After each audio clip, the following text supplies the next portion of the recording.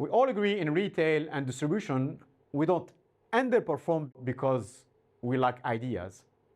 We underperform because we decide fast, then we rework it repeatedly. But what do I mean by decide? Decide is not confidence. Decide is a repeatable protocol that clarifies the call and keep execution clean. Let me put you in a real meeting. Tuesday, 10 past 9 a.m., 6 weeks before peak, we are in the IBP, Integrated Business Planning review for the next high-stakes trading period. 1 hour, too many topics.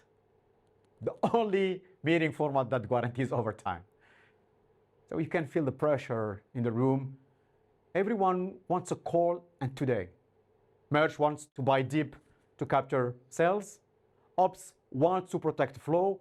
And finance wants cash discipline. And the COO says to me, look, we don't have time. We just need a call. We'll adjust later.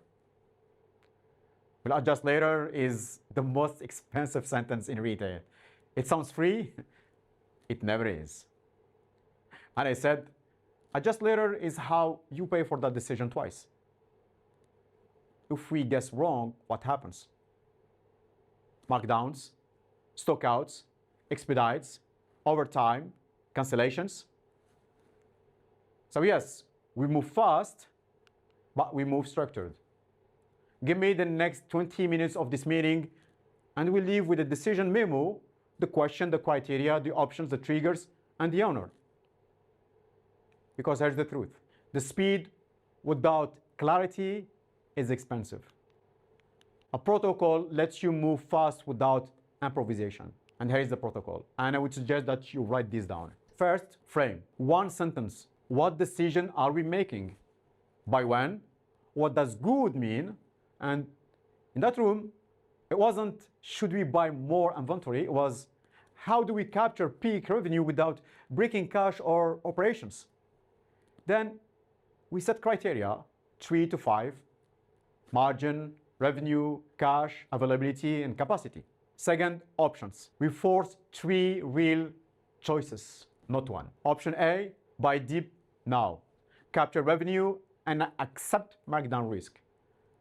Option B, buy lean, protect cash, accept stockout risk.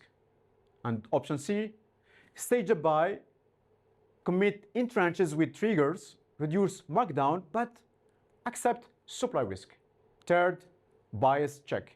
2 questions that stop the room from lying to itself. What are we anchoring on? Last year's trend, one forecast, one loud opinion, and if this fails, why did it fail? That is a pre-mortem, 10 minutes, real risk on the table. Fourth, commit. We choose, then we lock execution. One owner, one page summary, what we decided, why, what we will watch, and what would make us change our mind. In that case, we choose staged commitment, not because it was clever, not because it matched the criteria and reduced regret. And here is what happened next. They stopped reopening the same decision every week. They used triggers to release the next tranches rather than argue again and again.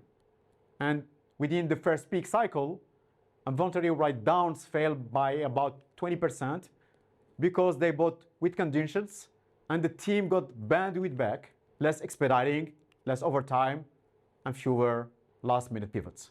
Now, let me ask you this. Think about the last decision meeting under time pressure. How similar was it to the one we've just seen? Do you have a repeatable decision protocol, or does it depend on the loudest voice and the latest numbers?